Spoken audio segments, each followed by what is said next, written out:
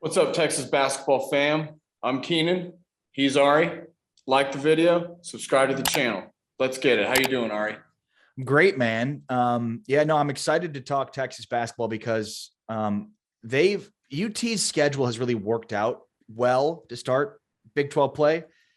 And what I want to get into eventually is, holy crap, does it get very, very tough for them at the end of January into February? My God, is that a tough finish? It's like, oh, this is great. It's an easier schedule to start. But yeah, it is the problem with that is it's very difficult to close, including, basically the final two games of the season, Baylor and Kansas, back to back and at Kansas. But let's start with the two games to open up Big 12 play. And look, Texas has been the beneficiary here.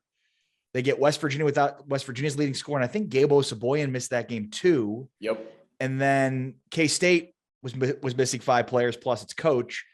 But look, Keenan, this is the nature of the beast in college basketball in 2021, 2022.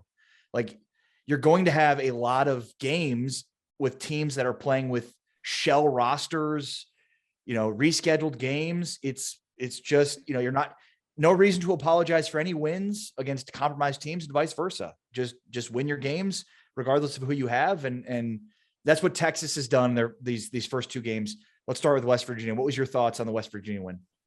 Yeah, so West Virginia was down their leading scorer, as you mentioned, Taz Sherman, who's averaging about 21 a game. He's one of the top scorers in the Big 12. So Texas wins 74-59. What stuck out to me really was the guard play, especially in the first half. So they combined for 27 points, Carr, Ramey, and Jones, which actually outscored West Virginia, who scored 20 in the first half. What was different? Because that's been the thing we've been concerned about is their guard play and scoring. And so what was different? The big difference was they shot 6 for 11 from 3 in the first half. Yeah. That will help out a lot when you're shooting above 50%. And West Virginia is supposed to be a good defensive team. They are. Yeah, they are supposed to be pretty good. But I think that the fact that I think it's sort of a mental game, right? Like, they were having so much trouble scoring on offense. You get freaked out. You don't defend as well because you're worried about scoring on the offensive end. And that's not to take away from what the guards did, because they looked really impressive. I mean, they in the end, they combined for, 49 points. The guards combined for 49 points in the game. It's huge. Well, it's crazy. They've never combined for anything like that before. You know what I mean? Yeah. I mean, we've been wondering all season, like, oh, what about Marcus Carr, the leading scorer, one of the leading scorers of the Big Ten last year? Like, what happened to that guy? Right. I mean, and I know you're going to get to it in the K-State game too, but I mean, he's averaging 19.5 points a game the last 2 games. Yep. Yeah, he's averaging 19.5 points, 5.5 rebounds, and 3.5 assists over his the 2 conference games they've played. He looks like a completely new player, really. I think part of it, I talked to Isaiah Collier last night on the radio about this exact thing, about how they're letting Marcus Carr play his game now. They're not, I think he was having trouble adjusting to the system at first, but I think that Beard has kind of loosened the reins a little bit, let them sort of do what they know they can do, especially Carr, because like you said, I mean, he was averaging 19.5 last year for the season. He was putting up 16 shots per game, but he's incorporating all these things into his game right now that he used to do at Minnesota that ended up just like kind of falling by the wayside, like step backs and crossovers and stuff like that. Just confidence seems to be the main key to his game right now. Well, and look, I think your point about Beard adjusting a little bit to him is really well said. It's, there is a feeling out period, and, you probably kind of go through, if you're Chris Beard, you're coming in new to a program. So you're trying to build that, but you need to win and what you want to win immediately. So it's like balancing sort of the, long-term, cultural things from instituting your program versus like the shortcuts to being successful right away. I covered Greg Popovich and the Spurs for 6 years. And a lot of the things that I learned from that organization was, you don't want to skip steps, even if there's a growing process there's adversity in there. Like there's a lot of positives out of the adversity. Problem is in college basketball in the NBA, coaches are forced to skip steps because they have such a short period of time before they lose their job if they don't show results. And so a lot of times they do have to take shortcuts and skip steps. I don't think Beard is in that situation, but it's a long way to kind of further your point about the balance there between, sort of instituting your culture and your policies and your schemes, but also maximizing the best of your players' abilities.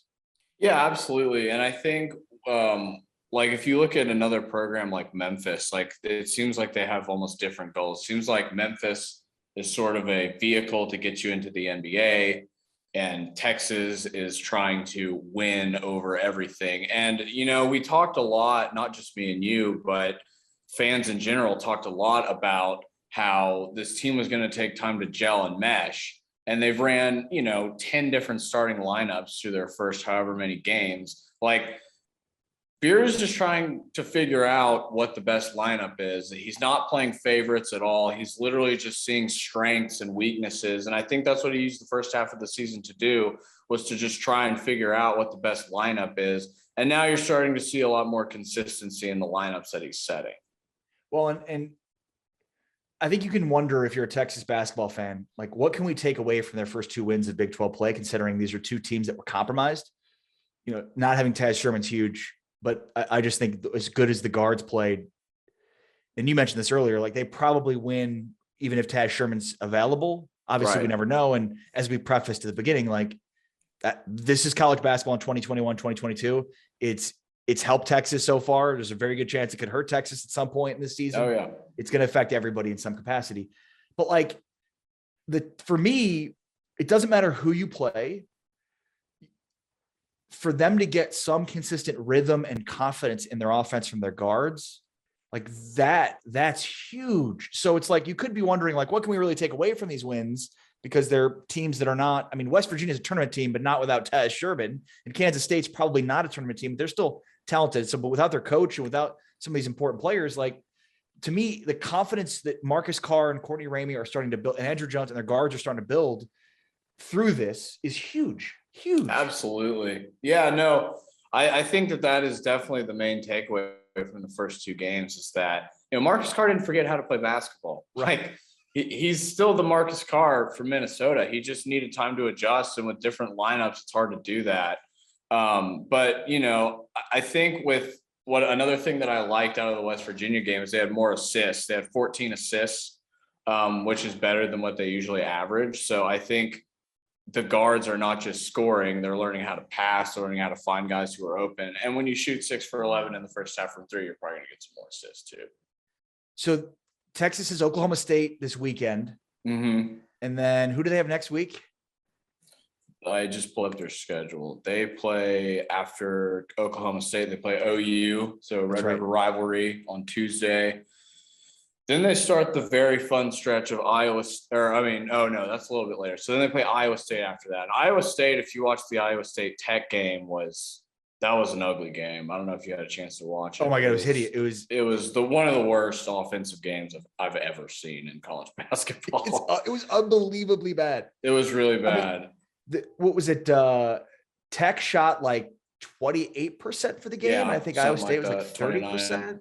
Yeah, it was hideous basketball. But the Tech was down a bunch of dudes, and Tech didn't have Terrence Shannon. Right. And he's gonna come back pretty soon. So I think Shannon could be back as early as this weekend. I think he probably will be back. And then their second leading scorer, Kevin McCullough, missed the Iowa State game because of COVID. So again, just going to be a constant in the season. But yeah, it's really unfortunate. What? It's really unfortunate how many teams are going to be affected by this and how many good games are going to be ruined because of it. Well, and one of the things that we've been talking about on Big 12 radio on SiriusXM is, can the selection committee factor it in? And my answer is no, because for instance, take the Texas Tech Iowa State game. So is the committee supposed to say, well, they were missing Shannon and McCullough, but Shannon was out with an injury. McCullough's out with COVID. So it's how do you, I just think good luck in your bracket this year, good luck in predicting, it's going to be very hard to evaluate these teams in terms of who, there's going to be some really good potential national championship teams, or maybe deep run teams. that we can't tell based on the resumes because they're going to be hiding in plain sight kind of thing, I think. No, I totally agree. I agree. You can't factor that stuff in. It's like how the NBA has been handling it. It's like just sign a bunch of dudes to 10 days, like just Right, kind of deal with it. Do you want to talk about Kansas State real quick? Yeah. My bad. No, not at all, man. So Kansas State was, like you just said, COVID issues. They're down to 7 scholarship players. They're missing their second leading scorer. Yeah, their coach was out. Their coach and associate head coach were both out. So Sean Southwell coached them, which was actually a really cool moment for him. He was super gracious after the loss and was, I don't know, seems like he's got a future ahead of him. Totally. Texas was down Andrew Jones though. So it's unfortunate for him because he seemed like he had a really hot game against West Virginia. So it would have been cool to see him keep it going. But so the first half against Kansas State was pretty rough. They played really bad defense. They gave up 50% shooting from the field and they were down 35-29 at the half. And let me just add to that. Like sometimes Texas would have been confident going into this game if Kansas State were full, so like Texas would have had a confidence level if Kansas State didn't have any COVID issues, but they did. So like sometimes in basketball, there's this overconfidence that an opposition can have because it's like, oh, we just roll the ball out there and beat you because you're not that good of a team anyways, and you're missing all your players and your coach. That was what happened to them in the first half of this game. Yeah, I totally agree. And that happens a lot in the NBA too. Like if a guy's star is out, like it doesn't, I remember doesn't matter. Covering the Spurs where they'd rest guys. And they like one game they went up against the Heatles back in the day without like their main players. It was like, they almost beat them without like their 4 top scores. So, I mean, it happens. There's a gamesmanship there. Obviously that's not what's happening here, right? But there's a human element of overlooking opponents, and they start hitting some shots and all of a sudden it's like, wait, but yeah, the second half things even out a bit. Yeah, for sure. Well, the second half, Texas outscored Kansas State 41-22. So again, Carr came out and looked awesome. He had 19 points, 5 rebounds, and 7 assists in 37 minutes. I like to see how much more time he's getting. He's making the minutes count. He's becoming the alpha on offense, the go-to guy, bucket getter, and that's what they've really been lacking so far. I don't know. What do you think about his performance? Yeah, I'm trying to think about initiating, like who's their best ball handler in terms of initiating the offense. Who do they want? I mean, down the stretch of games, Marcus Carr is the guy they're going to want with the ball in his hands to make decisions, make plays. Look, I think the way this season started, I was surprised. Forget about Marcus Carr. Like I thought the strength of this team was going to be their guards because of what we saw from these guys last year. And the majority of their backcourt is back from last year.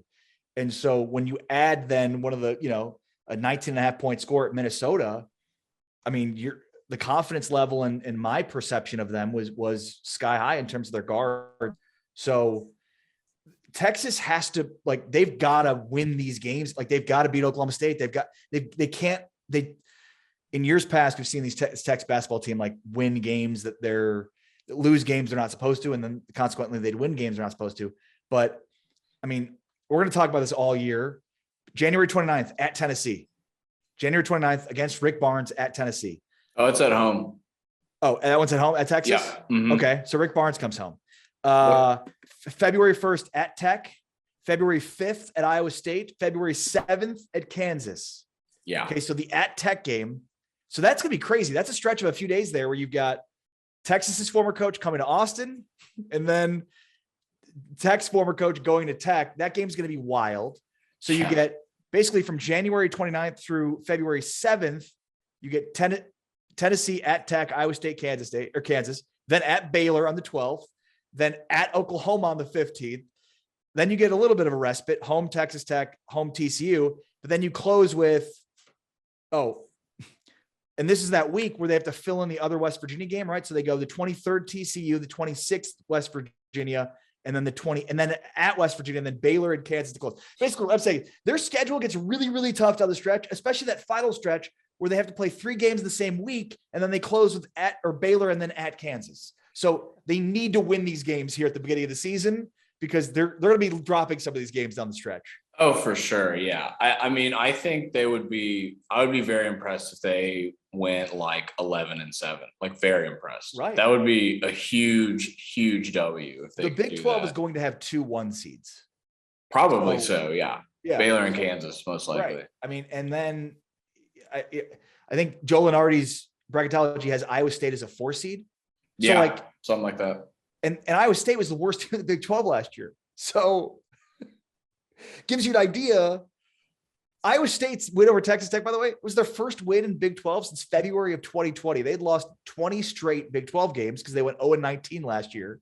So yeah, I mean, this conference is loaded. You're right about 11, but that's what I'm saying. Like you can't apologize for playing teams that are going through COVID, because just gobble up those wins when you can get them, because it's going to be really tough to get any win you could possibly get in this conference. Yeah, I agree. I called it the murderer's row yesterday of games, because at one point they play 5 straight ranked teams, like early February or end of January into early February. They play 5 straight ranked teams. So like you said, it's like in other sports, you got to beat the teams you're better than. And if the team has COVID and you're better than them, sorry, you still got to win those games. Exactly. I want to talk about one more thing with Kansas State, because Timmy Allen was probably the player of that game, to be honest. He's 6'5.5", right? 17 and 14? 17 and 14 for him. Yeah, 14 boards. I mean, he's so tenacious. He's so aggressive on the boards. He's such an important player for so many reasons, from like a leadership standpoint, because he's willing to do all the dirty work. I think I've said this before, but he's very PJ Tucker to me. He's a star, but he doesn't mind diving on loose balls. You know what I mean? So, and you're getting ready to bring up his size. How big is he? He's like maybe 6'6". How big is PJ Tucker? He is 6'7", I think, something like that. Yeah, it's crazy. So I think the PJ Tucker comparison is great. Yeah. I would not have known that Timmy Allen. PJ Tucker's 6'5".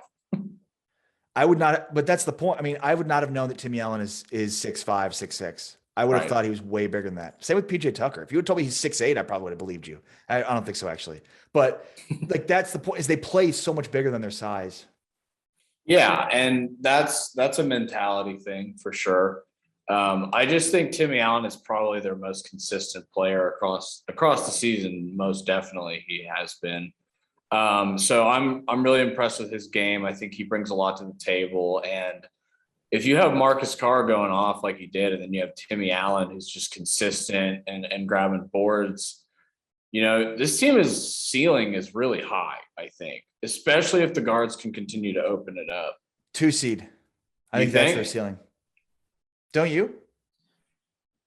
I don't know if I'd go that far quite yet. I would say probably a 4 seed. This team is loaded, Keenan. It is. I know they haven't played well to start, but they're loaded. I mean, you just mentioned it. Timmy Allen, if Disu gets going, plus the player. I mean, this was a fringe tournament team last year. They returned a bulk of those guys. They did lose some important pieces from last year's team.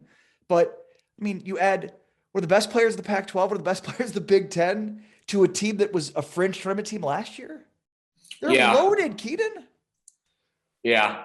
I mean, you're right. I'm just being cautiously optimistic. You know what I mean? Just because this conference is so tough. Big 12's tough, and so far they have underperformed on offense relative to expectations. For sure. But I mean, you're right about that. And you're right that they're loaded, and they play really good defense, man. They forced 20 turnovers against West Virginia. And they only forced 6 against Kansas State, but they just shot so well that, in the first half, it just didn't matter. They just dominated that second half so much that one last thing I have to get to, because I do an update on this guy every episode. So it's unfortunate, man. Devin Askew played 21 minutes and had 1 point. He's a weird player. Yeah. I mean, I guess I just expected more out of him because he came from Kentucky and he was a highly recruited kid, but he's lacking confidence. The minutes aren't there. It's tough. I mean, this is a lot of teams go through this. given the context of the year. But if you're not hitting shots, you mentioned this, if you're not going to defend, you're not hitting shots, you're a liability. You can't be on the floor. And it's one of those things where it's like, how do you get confidence if you can't hit shots? You can't hit the floor. It's tough.